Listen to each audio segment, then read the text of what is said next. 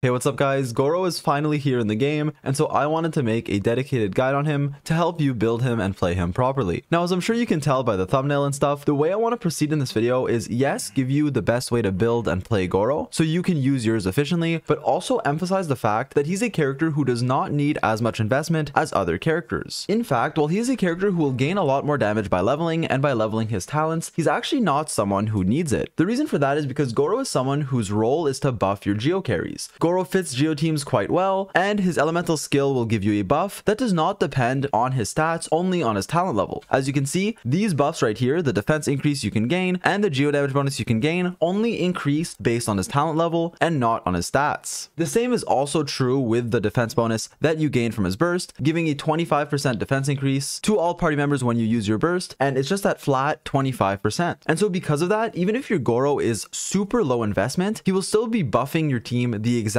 same amount as long as you level his elemental skills talent level. Now, what that means is, yes, you can still max your Gorou, you can still level him because he scales on defense, you can still give him good artifacts, and I will show you how to do that in this video, but it's not something that you need to do, and he can honestly be ran as a very low investment support while still being effective. The reason why I want to advise that is because in Genshin, the biggest bottleneck and the biggest difficulty is getting enough resin, enough resources to spend on all of your characters. As you can see, I have literally no Mora right now, and I'm someone who's trying to triple crown Ito, and so even me at AR 59, I am struggling with getting enough resources for all of my characters to where Gorou is someone who can be played optimally even without the most resources. And the reason for this is because his scaling on his abilities is honestly quite low. As you can see, the skill damage even at level 9 is extremely low, and then his burst is a bit better because you have multiple hits, right? The skill damage and then the crystal collapse, which I'll talk about in a little, but still, and I'll put more information on screen now, the damage that it deals is really not that high, especially because you're building him as a support on a lot of energy recharge. And so while it is viable to max his damage, and if you're playing optimally and have the resources, then go ahead. But since his scalings are so low, for most people, for early game, for mid game, and even until like all your other characters are maxed, you can run Gorou on a pretty budget friendly build that I'll show in this video. And obviously something I wanted to mention is that yes, these scalings are actually a bit higher than that with this other passive that will give you another 156% scaling on your skill and 15% on your burst. But even with this sort of bonus damage from your passive, while it makes your damage, I guess, a bit more viable, it's still not worth investing in as your number one priority since your scalings are still pretty low, right? Even if you give another 15% scaling to these numbers. And so to conclude without repeating myself, yes, his burst at talent level 8, when you consider the passive as well, can manage to get all the way up to like 850% scaling over the whole duration of its burst. While that damage isn't terrible when you consider how much energy recharge he needs, I can basically sum it up by saying, yes, you can build him damage and it can work, but it should be your last priority, as investing into your carries like Ito or any other DPS you're using will typically give you a lot more damage, whereas Gorou will still be very useful even at low investment, which is undeniably one of Gorou's biggest strengths. Now that the intro section's out of the way, let's talk about how to actually play Gorou, and it's honestly super straightforward, so this should be a pretty small section. As I mentioned briefly, when you use your elemental skill, you will buff your party members inside of the field based on how many geo characters you have. First of all, if you have at least one geo character, which you always will, you'll gain defense bonus. If you have 2 geo characters, you'll gain resistance interruption, which is kind of whatever. And then if you have 3, you'll also gain geo damage bonus. This is the main reason why you're using Gorou, to buff your other party members, your main DPS that scales on defense, and that is geo, someone like Ito or Noel. And this field lasts for 10 seconds with a 10-second cooldown. Other things to note are that you can hold this ability to aim it, and that it also is not a geo construct. This ability also generates 2 geo particles, which isn't that much, but it is at least something to help out with your energy hungry geo characters. For your elemental burst, you will also be placing that same field with the same buff as your elemental skill, except with your burst it follows you around and also not only deals more damage but generates something called a crystal collapse, which does a bit of geo damage every 1.5 seconds. Again, not the biggest scaling even at higher talent levels, but what it does do for you is pull in a crystallized reaction to you, allowing you to gain a crystallized shield very easy. This burst has a 20-second cooldown with only a 9-second duration, so it does have some downtime, but obviously in the downtime you can use your skill to stay buffed for the longest time. It also has a quite high energy cost of 80, which you're gonna have to make up for by stacking some energy recharge. On top of that, as I mentioned earlier in the video, a very important part about your burst is it also gives you more defense. So this is why your burst buffs you more than your skill, because of the 25% defense that it does give you. Now, something I wanted to talk about very quickly before we move on is actually Gorou's Constellations, because he's one of the characters that I guess gets a lot more usage and a lot better with his Constellations. His 2 main ones, as I'm sure you know, are his 4th one and his 6th one that kind of change the character in a pretty significant way. First of all, his 4th constellation unlocks him to be played as a healer. In fact, when you have 2 or more Geo characters, right, inside of this general glory, so the field that buffs you, it will also heal your characters by 50% of your Gorou's defense every 1.5 seconds. In general, this scaling isn't amazing, but it's enough to where you won't necessarily need another healer, especially in a Geo team where you're getting shields from Crystallize or maybe someone like Zhongli, allowing you to get enough healing just from Gorou to top off your characters. A quick side note though, if you do choose to run a C4 Gorou as a healer, this is where I can recommend leveling him up, as his healing will scale with his defense,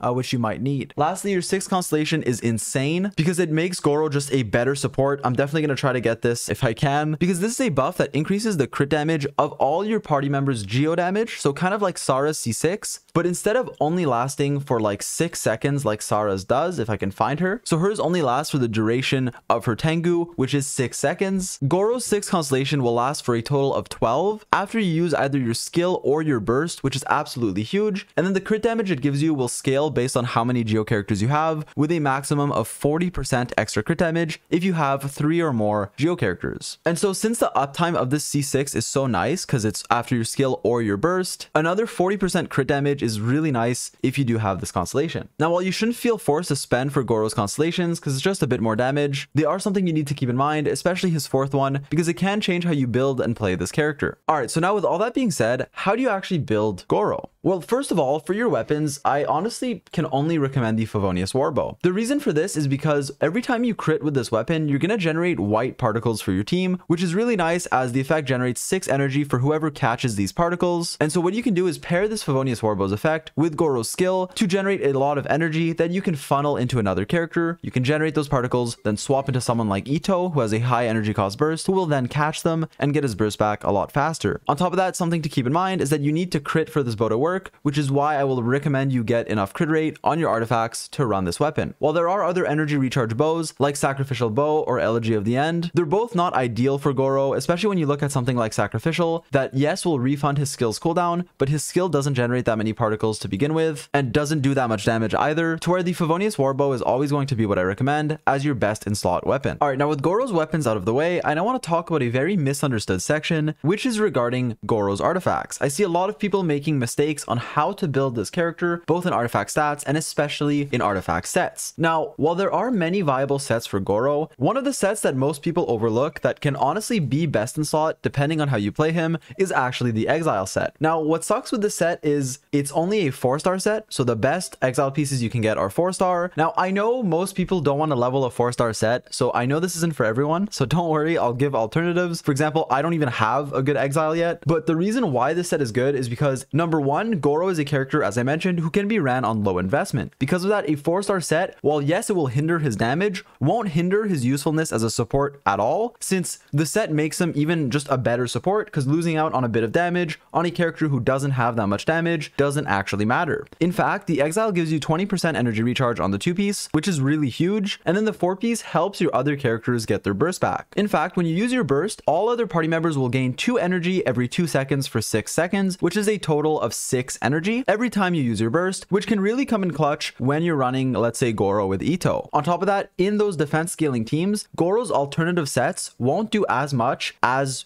give energy, because let's say you're running Noblesse Oblige. Well, this is what I am running right now, and Noblesse can be optimal if you're running attack scaling characters, like for example, a Geo team that also has a Ningguang, or if you're not running another Noblesse user in your team, this can be a good 4-piece, as it gives all your party members 20% attack after you burst. But for someone like Ito, while attack is still okay, as Ito can still use some attack, giving him energy through the Exile set will typically be better, which is why I want to mention it for Gorou, despite knowing that most people probably won't want to level this set. With that being said, the other good sets include, as I mentioned, 4-piece Noblesse to buff your attack as a pure support. Also, energy recharge sets can work, so 2-piece of the Emblem set, for example. The 4-piece isn't needed because it's only an increase in burst damage, but the 2-piece giving you 20% ER is very nice. And then you can pair this 2-piece emblem with either either 2-piece husk, which will give you 30% defense and what I really like too, which will help increase your scalings, or even once again, if you really don't care about your damage, you can go 2 emblem for energy recharge, and then another 2-piece of an energy recharge set, being something like the Exile or the Scholar set. Another set I wanted to mention is the 4-piece Archaic Petra. Now the thing with this set is Gorou attracts crystals to him throughout his elemental burst every 1.5 seconds. Because of that, you're going to get a lot of crystallized shields, and if you pick one up on Gorou with the 4-piece Archaic Petra, you will gain 35% damage bonus to whatever element that crystallized shield is for 10 seconds. And so because of that, this 4-piece set has a niche role where it can be used if you're running elemental teams, like if for some reason you're running maybe double Geo with Shangling or Beidou or some other form of elemental carry. Do keep in mind though, this does not work with Geo carries, as Crystallize does not work with Geo characters. You're not going to be crystallizing Geo, so this 4-piece Petra set will not give you Geo damage bonus, which is why it's rarely used on Gorou, but it can have a niche if you're using other elements with Gorou. Also, I tested for this video to make sure that if you do pick up a crystal on Gorou, let's say a Pyro crystal, you will gain that 35% damage bonus. Even if you pick up another crystal later on another character, it won't override the bonus or anything. The Petra duration will still have procced, and you will be buffed for 10 seconds, which makes Petra viable, but only in non-Geo teams, which is why it's rarely ever used on Gorou. Lastly, if you're trying to build your Gorou to deal damage, 4-piece Husk will be the best, as it gives you 30% defense and then another 24% defense and Geo damage bonus on the passive. So this is what will maximize your Gorou's damage, but as I mentioned like 17 times in this video already, it's not what I recommend for most players, as I believe that helping your hyper carries like Ito is going to be more impactful than buffing a little bit of your support's damage when you look at your overall team's damage. Alright, so as you can see, there's a lot of different options in terms of sets that you can go for on Gorou. With that being said, how do you want to build him stat-wise? Well, for your sands, you either want energy recharge or defense, both of which being viable. Energy recharge is what you want until you have enough to spam your burst on cooldown, depending on your team, how many particles you're getting, and honestly, how many Geo characters you're running. For Gorou, I typically recommend going 180 to 200 ER, but some teams might want even more, all the way up to 220, and some teams where you just have a ton of Geo units can run as low as 160. Now, do keep in mind your Favonius bow that you're running will be giving you a lot of energy recharge, especially if you level it all the way, to where you might be able to get enough ER in your substats that will allow you to go for a defense sans, but if not, you can just go for an energy recharge sans, both of which being viable. For your goblet, usually defense is optimal, as it will just give you a bit more damage, but a Geo goblet can work as well, although typically defense will be better. However, I do want to point out that substats are very important here, especially because you can get energy recharge or even crit rate on your substats, which will both help you spam your burst and also proc the Favonius bow's passive. In fact, since I recommend running a Favonius warbow on Gorou, in order to proc the passive consistently, I recommend going for a crit rate circlet and also looking for crit rate on your substats, especially because a lower refinement Favonius only has a like 60% chance at refinement rank 1 to actually proc its effect every time you crit, which is why you want to make sure you have enough crit rate. While there are some strategies like doing a charge shot on an enemy's weak point to always crit, in general that takes a lot of time to where you want to have enough crit rate to proc your Favonius bow's passive reliably. Because of that, I recommend crit rate on the circlet for most players, although there are other options, like obviously defense percent can be okay. However, I would argue that if you're C4 Gorou, a healing bonus circlet actually, while it may sound kind of weird, can become viable. Now, note this is only if you have enough crit rate on your substats to proc your bow, but the reason for this is because basically, since Gorou's healing isn't that good, but is enough to where you don't really need another healer, especially if you're running a shield, a Geo team that can proc crystallize reactions, or even Zhongli's shield, trying to maximize your Gorou's healing, making him just a good enough healer can be worthwhile. The reason for this is because if you don't need another healer slot, if your Gorou can heal enough, that frees up your last party member to be someone who can do a lot of damage, like someone like Fischl or another powerful Geo character like Albedo or something, which is why if Gorou's C4 and can fill that healer role, replacing your healer who would otherwise be someone like Diona with someone like Fischl will greatly increase your team's damage, a lot more than if you were to build Gorou a bit offensively. Alright, now lastly I want to talk about Gorou's teams, and honestly this is very straightforward. I'm just going to say Gorou is a character who wants to fit Geo teams, especially with defense scaling characters, because of the way his skills work, his talents, buffing defense, and also scaling with the amount of Geo characters in your party for a maximum of 3. It is optimal to run Gorou with defense scaling Geo characters like Ito, Albedo, and lastly Noelle. Because of that, in a team comp where you're running Ito as the main DPS or Noelle as the main DPS, I would highly suggest using using Gorou as well because of the synergy that Gorou has with them. For Noelle, you can actually help battery her to where she doesn't need that much energy recharge anymore when paired with Gorou, who can run that Favonius Warbow and also his elemental skill giving some geoparticles and buffing your Noelle's damage. With Itto, which is probably going to be the most common pick here and why people are watching this video, I highly suggest running Gorou, especially if you're running someone like Albedo as well. This is probably my favorite Itto team, or one of my favorite Itto teams. Obviously, if you don't need a healer, you can very easily run someone like Fischl here if your Gorou is C4, which is something you want to keep in mind. Basically, Gorou in this team will buff your Itto and also your Albedo, making him a really good choice. On top of that, if your Gorou has access to Constellations, his C6 will buff your Geo characters even more, making him better here. And with C4, as I just mentioned, you can replace the healer in your team with Gorou if you do build him correctly, allowing you to run someone like Fischl. In general, though, these teams are flexible. I recommend you watch my Itto guide for Itto specific teams, but basically this core is really good. And then after that, running a third Geo character like Albedo or Zhongli, if you do have them, can also be quite nice. Same with like the main character. In general, though, there's not much else to say other than the fact that he synergizes very well with Itto, Albedo, and Noelle, defense scaling Geo characters that I recommend you use Gorou with. And so yeah, overall, I really like Gorou, especially for, you know, Itto, who's a character that I love and will be using for a while. So Gorou with Itto will just increase your damage quite significantly, especially because Itto is someone who snapshots Gorou's defense buff when you use Itto's burst inside of his field. On top of that, Gorou being a very low investment support is really nice, especially because of how hard it is to get resources and how low I am on resin all the time. So being able to use Gorou like that is really nice for me. And so I hope I did a good job at explaining that in this video. Gorou is a character who's very efficient at low investment, only having to level your elemental skill and having so many different ways to build him artifact wise, depending on what you need. Obviously though, if you're someone who just really likes this character and wants to deal a lot of damage, feel free to invest into him as well. I just try to give you guys, I guess, advice in like optimal ways of playing, how to save resources, how to build characters efficiently, which is why I'm happy that we finally get a low investment support that doesn't need all of your resources, but obviously you can also invest into him. And with that being said, I hope this guide was helpful. I hope you enjoyed, and that's about it. I'm really happy to finally be able to like play and enjoy Geo teams again, so that's awesome. For those wondering, I have a Ningguang guide in the works. It's pretty much done. I'll upload that soon. I have a lot of other videos that I've recorded on stream that I plan on uploading soon as well, and also I want to start working on my best teams video that I've been delaying for quite some time. With that being said, feel free to leave any comments or questions you have in the comments down below. If there's anything I want to add, it will be in a pinned comment, so be sure to look out for that. And as always, feel free to sub if you're new and follow me on Twitch if you want to catch me live. With that being said, I hope you enjoyed, and I'll catch you guys in the next one.